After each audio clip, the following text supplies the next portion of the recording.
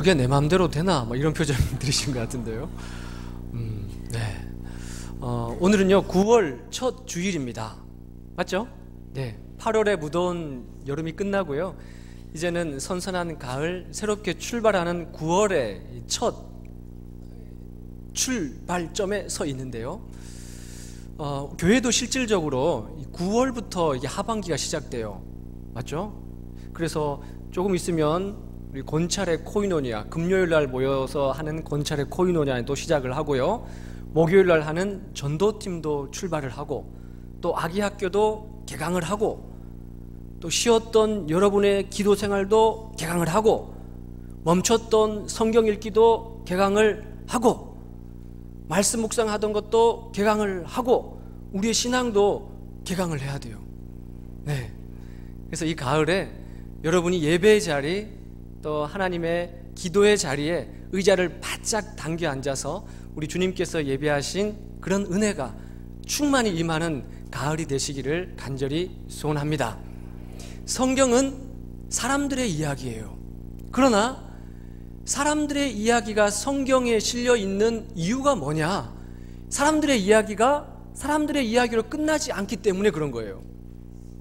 겉으로 드러나 보이는 것은 사람들의 이야기지만 그 속에 면면이 흐르고 있는 보이지 않는 하나님의 손길, 이것을 볼 수 있어야 돼요. 그래서 성경에 사람들의 이야기가 기록되어 있는 거예요. 마찬가지입니다. 우리의 지나온 걸음걸음이 그냥 겉으로 드러나 보이기에는 우리의 생각대로 걸어온 것 같지만, 그러나 보이지 않는 하나님의 손길이 우리를 이끌고 오셨다는 것을 우리는 알아내야 돼요. 통찰입니다. 신명기 8장 15절 16절 말씀에 따르면 하나님께서 왜 이스라엘 백성들을 애굽 땅에서 끄집어내셔가지고 광야의 길을 걷게 하셨는가? 물이 없고 간조한 땅, 불뱀과 정갈이 득실거리는 광야의 길을 걷게 하신 이유가 뭐냐? 같이 한번 따라해 볼까요? 너를 낮추시며 너를 시험하사 마침내 복을 주려 하심이라.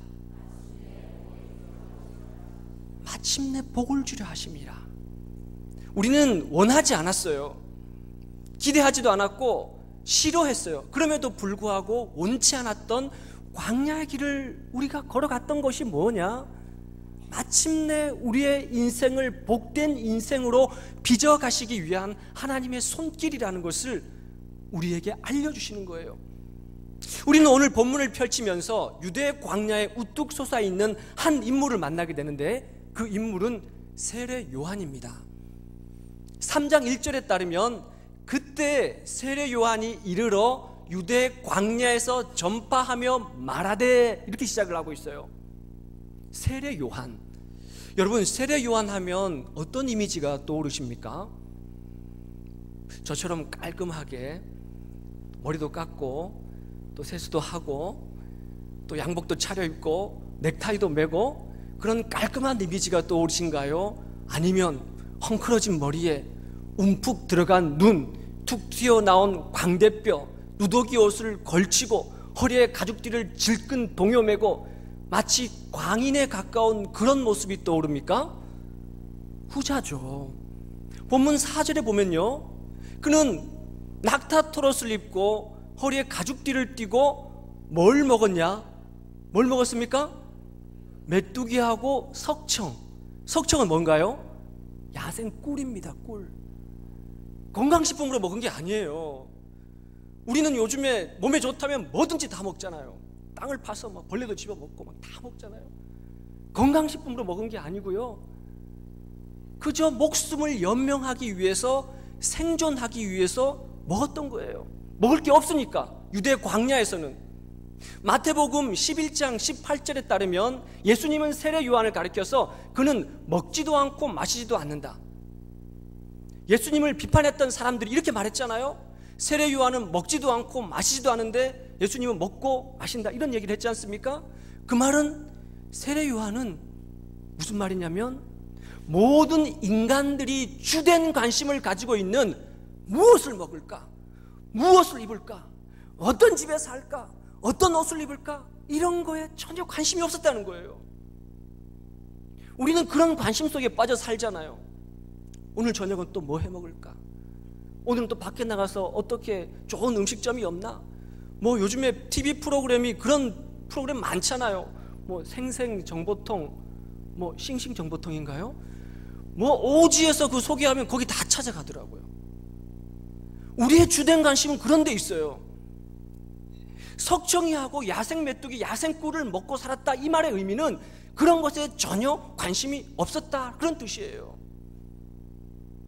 세례 요한의 아버지는요, 당시에 제사장의 직분을 수행하던 사가랴라는 인물입니다.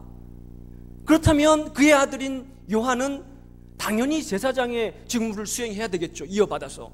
그러나 세례 요한은 제사장의 직무를 이어받은 것이 아니라 빈들로 나갔어요. 같은 평행본문인 누가복음 3장에 따르면 빈들로 요한이 나갔다고 그랬어요. 그래서 이렇게 기록하고 있습니다. 3장 2절에 같이 한번 읽어볼까요? 시작. 안나스와 가야바가 대제사장으로 있을 때 하나님의 말씀이 빈들에서 사가랴의 아들 요한에게 임한지라. 누구에게요? 요한에게요. 어디에 있는 요한에게요? 빈들에게 있었어요. 근데 그때가 언제라고요?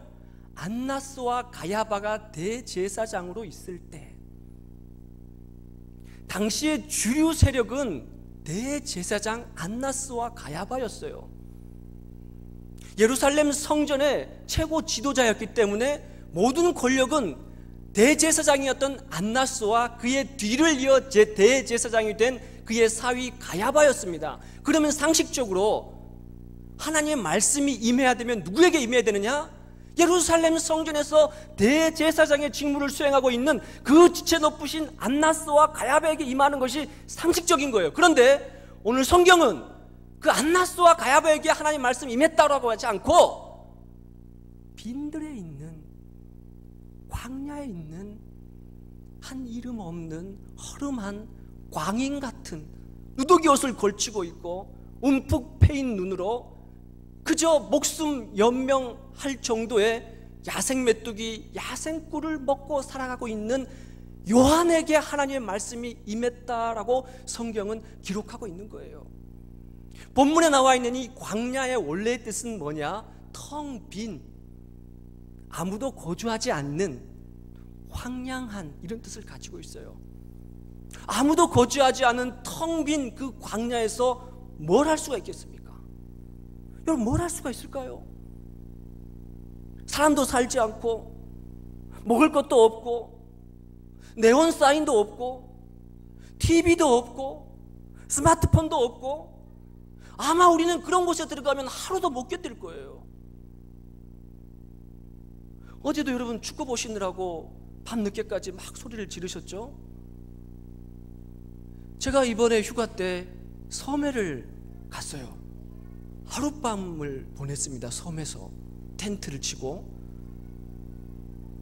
좀 더 있고 싶었는데 쫓아내더라고요. 지금 태풍이 오고 있다고, 빨리 나가라고 그래. 배가 끊어진다고. 그래서 하루를 텐트를 치면서 섬에서 지냈는데요, 섬은 해가 떨어지니까 할 수 있는 게 없더라고요.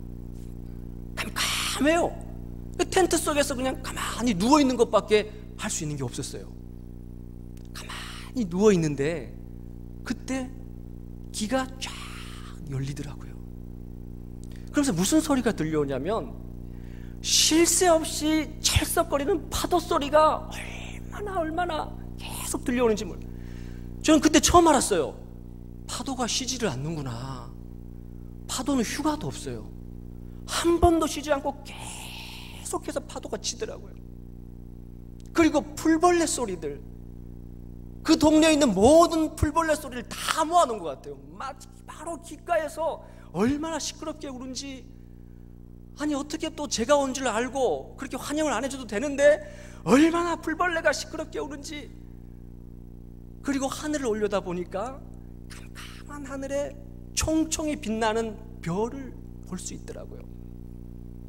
도시에서는 볼 수 없었던 것들을 보고 도시에서 들을 수 없던 소리를 듣게 되었어요. 섬에 갔더니, 가만히 있었더니 그 소리가 들리더라고요. 하나님은 세례 요한을 빈들로 내모셨어요. 왜 그랬을까요? 하나님의 소리를 들으라고 내모신 거예요.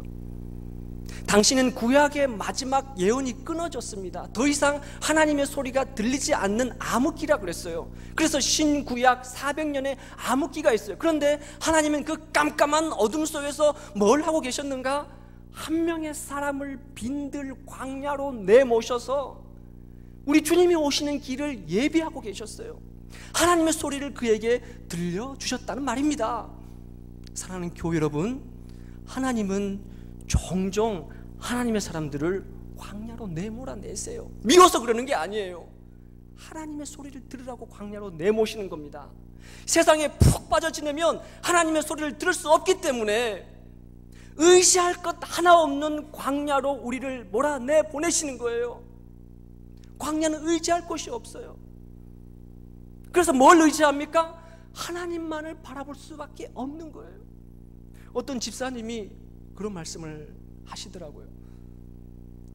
작은 사업을 하시는데 사업이 너무 큰 어려움에 빠졌대요. 그 집사님의 상황에서는 이걸 해결할 수 없는 거라 하더라고요. 그래서 집을 내어놓고 또 자기는 이제 전세로 들어와 있는데 그 전세에서 월세를 가격을 낮추고 이 준비를 하고 있었대요. 근데 감당할 수가 없었대요. 그냥 운전대를 잡고 차를 몰고 가는데 눈물밖에 나오지 않더라고요. 계속 눈물밖에. 두 부부가 그렇게 간절히 기도했대요. 그 운전을 하면서 눈물을 흘리고 가는데, 기도를 하는데, 그때 자기도 모르게 자기 입에서 어떤 소리가 터져 나오냐면 평화로다 하늘 위에서 내려오네, 이 찬양이 자기도 모르게 입에서 막 터져 나오더라는 거예요. 상황이 달라진 건 없습니다. 그러나 의지할 곳 없는 광야를 만났을 때 하나님은 그것을 헤쳐나갈 수 있는 힘을 우리에게 보여주시는 겁니다. 알려주시는 거예요. 왜 하나님께서 우리에게 예기치 않은 어려움, 그런 광야 같은 삶을 우리에게 경험하게 해주시는가? 우리가 의지할 것을 왜 다 끊어버리게 하시는가? 우리의 생명줄을 우리 하나님이 붙들고 계시다는 것을 우리로 하여금 깨닫게 하시기 위해서 우리에게 그 광야 같은 삶을 가끔 우리에게 허락하시는 거예요. 교회 여러분, 하나님의 소리에 귀 기울이시기를 간절히 소원합니다. 세례 요한의 별명은 여러분 뭘까요? 잘 아시다시피 광야에서 외치는 자의 소리입니다. 그래서 오늘 본문의 3절에 따르면 선지자 이사야를 통하여 말씀하신 자라 일렀으되 광야에서 외치는 자의 소리가 있어 이르되 너희는 주의 길을 준비하라, 그가 오실 길을 곧게 하라 하였느니라. 이미 선지자 이사야를 통하여서 예언을 했어요. 세례 요한, 그는 광야에서 외치는 자의 소리입니다. 교회 여러분, 소리의 특징이 뭘까요? 소리는 들리는 것이 특징입니다. 들리는 것. 제가 지금 이 앞에서 말씀을 선포하고 있잖아요. 소리입니다. 여러분 들립니까? 안 들립니까? 진짜 들려요? 이 소리가 안 들린다 그러면은 병이 있는 거예요. 마음에 병이 있거나 귀가 어둡거나 병이 있는 거예요. 소리의 특징은요, 들리는 것이 특징이에요. 아무도 없는 유대 광야에서 세례 요한은 외치는 자의 소리였는데 그 소리가 들릴까? 여러분, 이스라엘 땅 유대 광야는요, 우리가 흔히 알고 있는 그런 낭만적인 사막이 아닙니다. 모래 벌판이 확 깔려있는 그런 사막이 아니에요.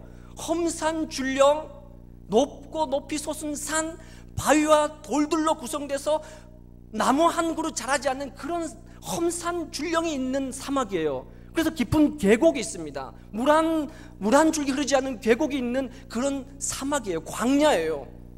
그런 광야에서 외치는데 그런 소리가 들리겠습니까?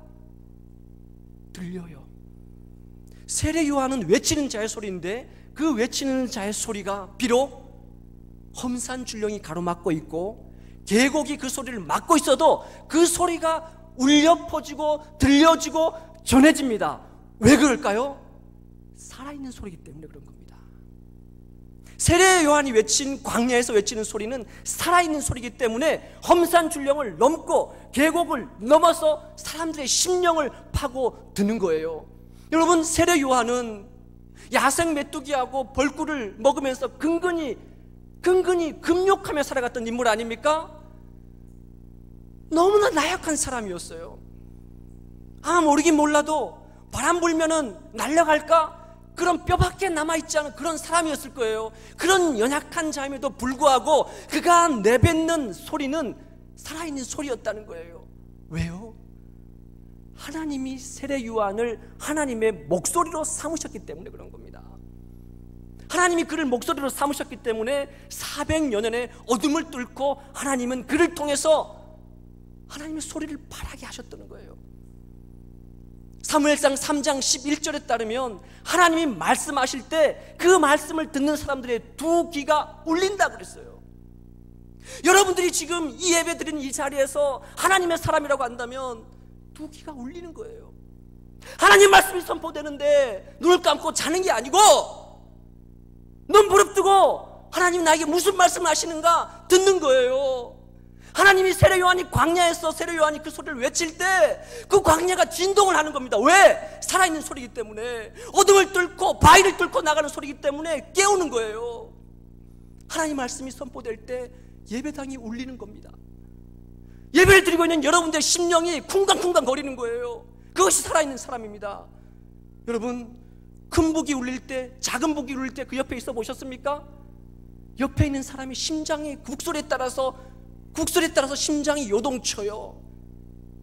하나님의 소리가 들릴 때 두 귀가 울린다는 것은 그 소리를 듣고 내 마음이 요동친다는 거예요. 사랑하는 교회 여러분, 저는 하나님이 저를 동영교회를 울릴 하나님의 소리로 사용하시기를 간절히 원해요. 부족한 자가 예배 때마다 이 단에서 말씀을 선포할 때 하나님이 이 부족한 자가 준비해서 전하는 말씀을 하나님의 소리로 담아서 울려 퍼질 때 이 예배당이 울리고 예배를 드리는 여러분들의 마음이 울리기를 저는 간절히 소원해요. 그것이 살아있는 예배 아니겠습니까? 그것이 살아있는 예배예요. 하나님은 세례 요한을 통해서 어떤 소리를 들려주셨는가? 광야에서 외치는 자의 소리는 어떤 소리였는가? 단순했습니다. 오늘 본문 3장 1절부터 6절까지 여러 개의 단어가 나오고 여러 동사가 나오는데 명령은 딱 3가지가 나와요. 회개하라, 준비하라, 곧게 하라. 3가지가 나옵니다. 회개하라, 준비하라, 곧게 하라. 왜 그럴까요? 천국이 가까이 왔기 때문에요. 본문 2절에 따르면 천국이 가까이 왔기 때문에 회개하라는 겁니다. 본문 3절에 따르면 주님이 바로 문 앞에 왔기 때문에 주의 길을 준비하라는 거예요. 단순합니다. 세례 요한이 광야에서 외쳤던 것은요, 희왕찬란한 설교가 아니었어요. 그래서 세례 요한이 부럽습니다. 그냥 단 3마디 명령을 했을 뿐인데 그 소리가 사라져버린 것이 아니고 죽은 것이 아니고 그 소리가 살아서 사람들의 심령을 파고들어서 본문 5절에 따르면 예루살렘과 유대와 요단강 사방으로부터 사람들이 몰려왔다 그랬어요. 그에게 나왔다 그랬어요. 회개하라, 준비하라, 곧게 하라. 이 단순한 메시지. 교회 여러분, 회개하라는 것은 무슨 말이겠습니까? 돌이키라는 것이에요. 가던 길을 멈추고 하나님께로 돌아오는 것입니다. 악으로부터 돌아서서 하나님께로 향하는 것, 그것이 회개예요. 어떤 사람이 천국을 받아들이게 되는가? 회개하라, 천국이 가까웠느니라. 어떤 사람이 천국에 들어갈 수 있는가? 하나님을 향하여 돌아서는 사람, 악으로부터 돌이켜서 하나님을 향하여 돌아서는 사람, 그 사람이 천국에 들어가는 겁니다. 왜 이름을 세례 요한이라고 불렀을까요? 특이합니다. 세례 요한, 성경에는요 어떤 사람의 이름 앞에다가 그렇게 붙이지 않아요. 보통 그가 태어난 고향을 붙입니다. 나사렛 예수, 다메섹 엘리에셀, 고향을 붙여요. 그리고 그가 가지고 있는 직분을 거기다가 붙입니다. 제사장 에스겔, 그리고 예언자 누구? 엘리야. 그리고 그의 아버지 이름을 거기다 붙여요. 부시의 아들 에스겔, 누구의 아들 누구? 아버지 이름을 붙여요. 그런데 오늘 본문은요, 세례 요한이라고 그 앞에다가 세례를 붙입니다. 이 요한은 마지막 예언자였습니다. 마지막 선지자였어요. 그리고 그의 아버지는 제사장이었습니다. 그럼에도 불구하고 이 요한을 부를 때 성경은 선지자 요한, 예언자 요한, 제사장 요한 이렇게 붙이는 것이 아니라 세례 요한이라고 붙이는 거예요. 왜 그럴까요? 요한은 죄사함을 얻게 하는 회개 세례를 전파했기 때문에 앞에다가 세례 요한, 세례라고 붙이는 겁니다. 자, 그러니까 무엇이 회개냐? 세례를 전파하는 세례 요한에게 나와서 요단강에 잠기는 것, 그것이 회개예요. 너무 중요한 말이에요. 회개는 뭐냐? 이런 변명, 저런 변명, 이래서 안 되고 저래서 안 되고 나는 이래서 못 가고 저래서 못 가고 이래서 안 되고, 이런 자기 합리화 변명을 하는 것이 아니라 내가 어떤 형편에 처해 있든지 간에 그 자리에서 일어나서 나오는 것, 그것이 회개라는 겁니다. 그래서 그 앞에 세례라는 이름을 붙였어요. 세례 요한. 왜? 사람들이, 수많은 사람들이 예루살렘과 유대 땅과 광야에서, 갈릴리에서 사람들이 세례를 받기 위해서 요한에게 몰려왔기 때문에 그래요. 왜? 구원을 얻기 위해서. 구원을 얻기 위해서. 여러분, 이것이 너무 중요한 겁니다. 이것이 회개예요. 그러니까 우리는 주일날 이 예배를 드릴 때마다 회개의 자리로 나오는 거예요. 이런 핑계, 저런 핑계, 이런 상황, 저런 상황, 그런 상황 때문에 나를 물리는 것이 아니고 있는 그 자리에서 벌떡 일어나서 주님 앞에 나오는 거예요. 주님 앞에 나오는, 그것이 세례이고 그것이 회개이고 그것이 예배입니다. 그 일을 알려준 사람이 바로 세례 요한이. 그래서 그 앞에 이름에 세례가 붙는 겁니다. 자, 어떤 사람이 주님을 맞이할 수 있는가? 준비하라. 둘째, 준비하라. 뭘 준비합니까? 주의 길을 준비하라는 거예요. 주의 길. 이 본문의 배경은 이사야 40장을 가리킵니다. 이사야 40장은 고된 포로살이를 하고 있는 유대 백성들, 바벨론에 포로 잡혀가고 있는 유대 백성들에게 40장이 딱 시작되면서 뭘 선포하냐면은, 이제는 그 포로살이가 끝나고 그 포로살이를 끝낼 분이 오신다. 너희는 그분의 길을 예비하라. 이 메시지가 바로 그 맥락이에요. 그러니까 주의 길을 준비하라. 이 말은 무슨 말이냐면, 이제 주님께서 은혜를 보따리를 싸들고 포로살이를 끝마치기 위해서 주님이 오신다는 뜻입니다. 그분을 맞이할 수가 있어야 되는 거예요. 우리의 고된 포로살이를 끝내고 은혜를 주신 그 주님을 맞이할 준비가 되어 있어야 되는 거예요. 그분을 준비하는 것, 세례 요한이 선포한 것이 바로 그겁니다. 교회 여러분, 여러분 마음이 준비가 되셨습니까? 하나님께서 포로살이를 끝내고 우리에게 은혜 베푸시기로 작정하셔서 우리에게 오시는 그분을 맞이할 준비가 되셨습니까? 어떤 사람이 준비할 수 있는가? 셋째는 뭐냐? 곧게 하라. 뭘요? 주님이 오실 길을 곧게 하는 사람이 그 은혜를 보따리를 들고 오시는 그분을 맞이할 수가 있는 겁니다. 길을 곧게 한다는 건 뭘까요? 평행복문인 누가복음 3장에 따르면 삐죽삐죽 솟은 산은 깎아서 평평하게 만들래요. 움푹움푹 패인 구덩이는 메워서 평지로 만들래요. 왜요? 메시아가 오시는 길을 잘 닦으라는 겁니다. 어떤 사람이 은혜의 보따리를 들고 오는 주님을 맞이할 수 있는가? 길을 준비하는 사람, 길을 곧게 펴는 사람, 구부러진 길을 바르게 펴는 사람, 그 사람이 주님의 은혜를 맞이할 수 있다는 거예요. 제가 군대에 있을 때 가끔 종종 사단장이 떠요. 사단장은 별이 2개입니다. 제일 높은 사람이에요. 나는 새도 떨어뜨린다고 하는 권세가 있는 사람입니다. 근데 그분이 하필이면 꼭 언제 뜨냐면 공휴일날 떠요. 공휴일날 쉴 때, 일주일에 하루 쉴 때, 그때 하필이면 사단장이 떠가지고 사병들이 어떻게 합니까? 막 씩씩거리면서 가만히 있을 수가 없는 거예요. 위에서 뭘 명령하냐면은 빗자루 들고 삽 들고 낫 들고 곡괭이 들고 밖으로 나가라는 거예요. 왜? 사단장이 오시는 길을 준비하라는 거예요. 쓸고 닦고 치우고 저 앞에 있는 도로까지 나가가지고 모든 사병들이 다 나가가지고 잡초 뽑고 치우고 쓸고 닦고 그 길을 준비하는 거예요. 교회 여러분, 주님이 오시는 길을 준비하라 라고 오늘 말씀하고 계십니다. 곧게 펴라. 주님이 오실 길을 곧게 펴라. 어떻게 하는 것이 곧게 피는 걸까요? 사랑하는 교회 여러분, 불순종의 마음을 버리십시오. 불순종의 마음을 버리십시오. 에이, 이쯤은 괜찮겠지, 타협하려고 하려는 마음도 버리십시오. 에이, 나 정도는 괜찮겠지 하는 교만한 마음도 버리십시오. 그저 지금 있는 그 자리에서 주님 앞에 나오는 겁니다.